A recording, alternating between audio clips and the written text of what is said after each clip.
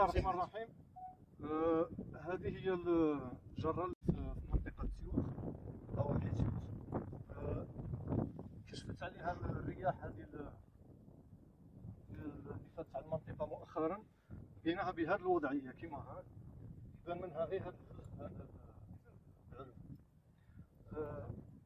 بدينا قعدنا نحيدو التراب هذا اللي لقيناها، من بعد تبينات بلي هذه جرة قديمة. بعد الاتصال بمديرية الثقافة والمصالح البلدية، هذا هو رانا نعاودو هنا الإجراءات النقل تاعها والصيانة ديالها. خلال الملاحظة الأولية تظهر أنها ترجع لعصور قديمة، تكون ما بين الفترة الأخيرة العصر الحجري الحديث إلى فترة الفجر التالي. نشوفوا هنا الطريقة اللي توفقت بها هذه الجرة وساهمت في الحفاظ عليها. أولا وجودها في تربة رملية هو اللي حافظ عليها وخلاها تقعد هذه المدة الطويلة من الزمن. أيضا وجودها القرب من منبع مائها في المنطقة يدل على التعمير البشري في هذه المنطقة، كما يدل على احتمال استعمال هذه الآنية لأغراض تخزين مياه أو الحبوب. نشوفوا هنا القاعدة البيضاوية، هذه خاصية من خاصيات الفخار العصر الحجري الحديث، يدل على أنها الفترة هذه كانت ما قبل فترة اكتشاف لوح الفخار الدوران. كانت لأغراض ربما فيها أيضا أغراض رمزية أو طقسية. كانت القاعدة تقريبا تكون بيضاوية لعدة أسباب، من أهمها سهولة الحمل، سهولة السكب والحفاظ على المواد اللي تكون فيها. وأيضا كي نحكوا على فترة فجر التاريخ وما قبلها فترة النيوليتيك الأعلى، المنطقة كانت تعرف فترات مطيرة. الفترة هذه كان فيها الحيوانات الكبيرة، العاشبة الكبيرة، مثل الفيل، وحيد القرن، الزرافة. معناها المنطقة كامل كانت سافانا وعبارة عن أعشاب مدارية. الشكل البيضاوي كان يساعد الإنسان في تلك الفترة في أنه يحطها في منطقة تكون فيها كثافة من الأعشاب. وأيضا نشوفوا بقايا من الفحم، وربما أيضا استعملت ربما في الطبخ. نشوفوا هنا هذه الطبقة. أيضا الشكل البيضاوي كان يساعد الإنسان في ذيك الفترة أنه يقدر يحطها بلا ما تطيح في بلاصة فيها يعني يحط فيها الأثافيف في وسط النار بلا ما تأثر على الجرة. أيضا ملاحظة أخرى، ها هي هذه فوهة الجرة،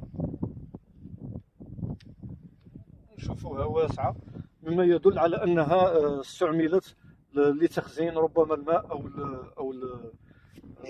أو مواد غذائية. نشوفوا أيضا ملاحظة الهامة وجود هذه الطبقة اللي هي طبقة من الكلس. هذه درجة تكلس يعني تساعد المختصين والباحثين في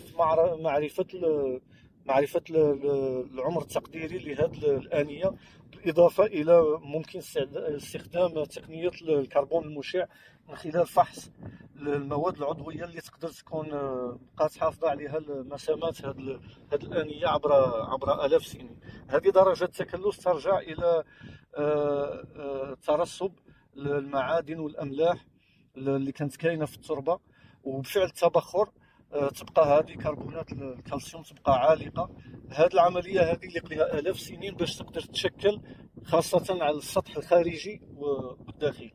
مادام راها عندنا في السطح الخارجي معناها هذا يقدر العمر تاعها آلاف سنين. شكرا احمد، تبارك الله فيك على انك غياب التشطيبات او الزخارف، هذا أيضا يدل على تواضع التقنية في تلك الفترة.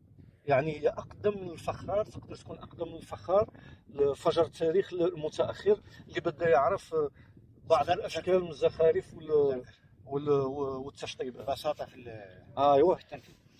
كمية هذا الاكتشاف الأستاذ العربي يعني من نادر، ربما هي لأول مرة نكتشفوا آنية فخارية ترجع للعصر الحجري الحديث مكتملة.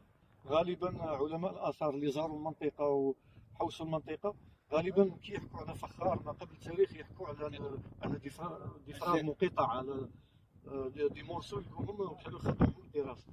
حنا الحاجة المهمة جدا أن هذه الآنية لقيناها يعني كاملة.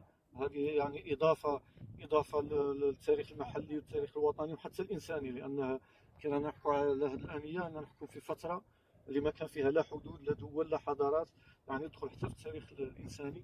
يقدر يعني من هذه المناسبة نوجه نداء للمختصين والباحثين والعلماء والأساتذة في هذا الاختصاص أنه تكون مشاريع مخبرية موجهة للمنطقة، باعتبار يعني هذه المنطقة اللي تم فيها الاكتشاف منطقة يوت عامة ومنطقة ولاية النعامة، يعني يقدر تكون كاينة هنا قرى بدائية أثرية مدفونة لحد الآن لم يتم اكتشافه.